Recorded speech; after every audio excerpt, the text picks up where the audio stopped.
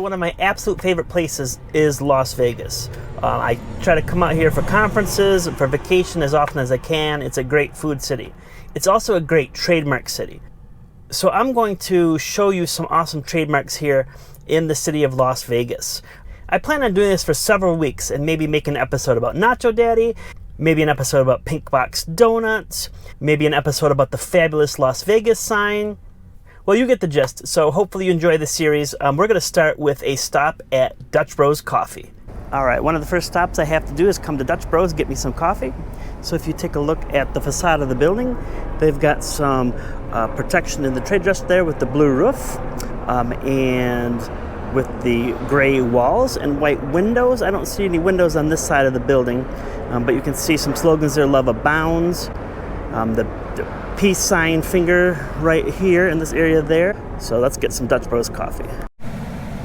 You can see some of the trademarks here. Dutch Classics, Rebel Energy Drink. White mocha in my hands here, and you can see all the marks here on the container itself. We've got the windmill here with the four blades in silhouette. It's got the blue top. Dutch Bros here includes horizontal stripe design in yellow, red, and blue. The color yellow extends beyond the stripes at the right and becomes a background for the word coffee in red stylized cursive letters. And at the top they have another windmill here.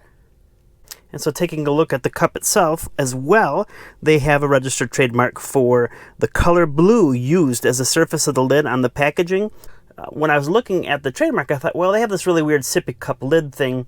Maybe they have a trademark for that, but it's just the blue top. They've dotted out the line, so they don't actually own a registration for the configuration of the lid itself. As always, trademarks are fun.